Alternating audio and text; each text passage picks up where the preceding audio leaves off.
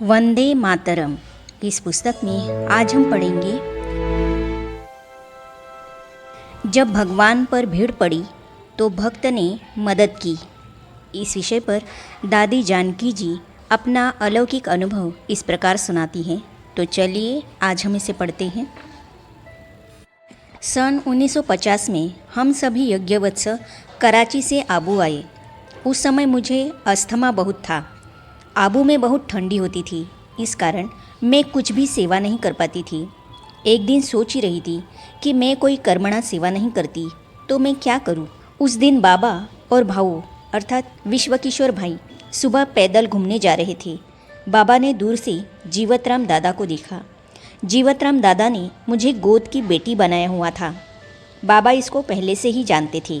बाबा ने भाऊ को कहा, देखो वह जीवतराम है, उससे जाकर मिलो। बाबा वापस जब लौटकर आए तो मुझे बताया कि तुम्हारे अर्थात गोद का पिता जीवतराम आए हैं, उससे मिलना और रुकने के लिए कहना। थोड़ी देर के बाद भाऊ के साथ जीवतराम दादा आए। मैं उनसे मिली। 15 सालों के बाद यह हमारी पहली मुलाकात थी।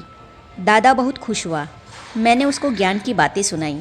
फिर मैंने कहा, दादा यहाँ रहना चाहो तो भले रहो।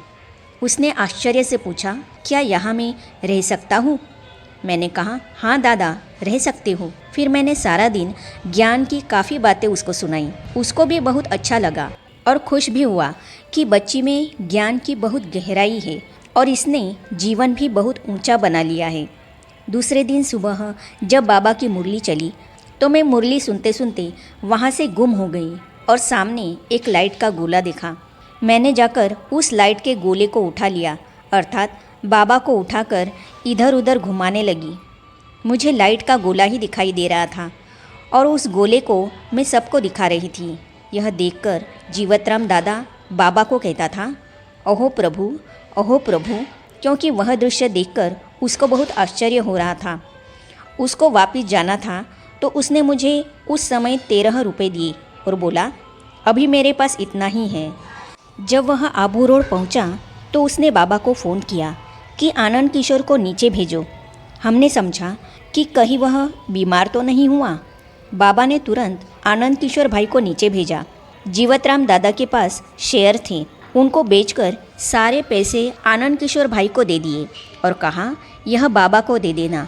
जब आनंद किशोर भाई ने वे पैसे बाबा को दिए तब बाबा ने कहा कि जब भक्तों पर भीड़ पड़ती है तो भगवान मदद करता है और जब भगवान पर भीड़ पड़ी तो भक्त ने मदद की। बाबा ने मुझे क्लास कराना सिखाया। मेरे मन में एक बात चलती थी कि मेरी प्रारब्ध कैसे बनेगी। यह बात जानी जाननहार बाबा ने जान ली और कहा, चलो जनक। बाबा मुझे अभी जो ट्रेनिंग सेंटर है वहाँ लेकर गए और कहा, देखो यहाँ ट्रेनिंग सेंटर बनेगा, तुम टीचरों की ट्रेनिंग कराना। यहाँ अनेक टीचर तैयार होंगी जो देश विदेश में जाकर सेवा करेंगी।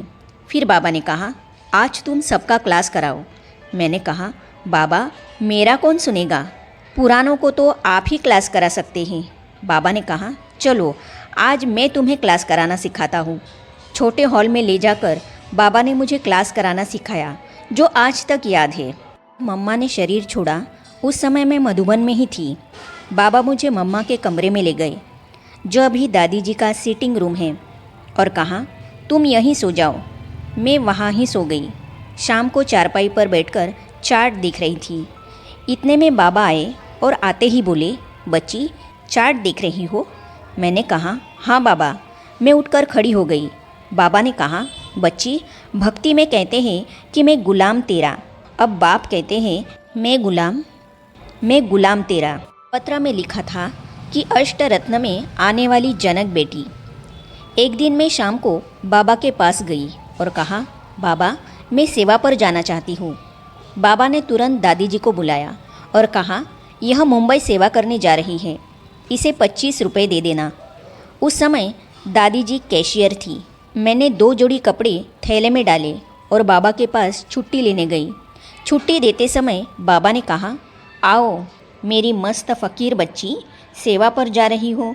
बाबा ने मुझे मस्त फ़कीर के नाम से पुकारा। बाबा से छुट्टी लेकर आबू रोड से मुंबई गई। मुंबई सेंट्रल से सेवा केंद्र तक पैदल गई। जब लौकिक भाई को पता पड़ा तो वह मुझे अपने घर लेने आया।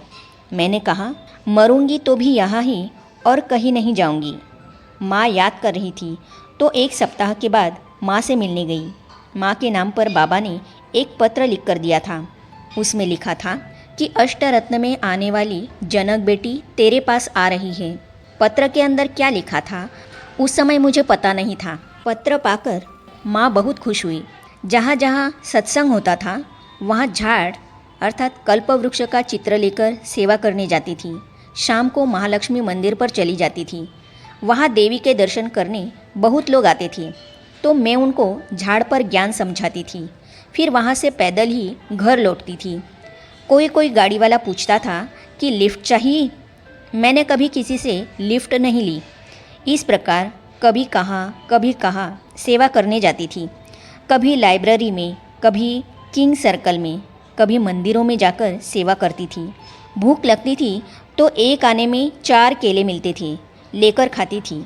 फिर बाबा ने छुट्टी दी कि खाने के लिए 1 रुपया खर्च कर सकती हो, लेकिन मैं 4 आना ही खर्च करती थी। जब बेंगलोर सेवा पर गई तो 8 आना खर्च करती थी। 4 आने का नारियल पानी और 4 आने का गाजर टमाटर लेती थी।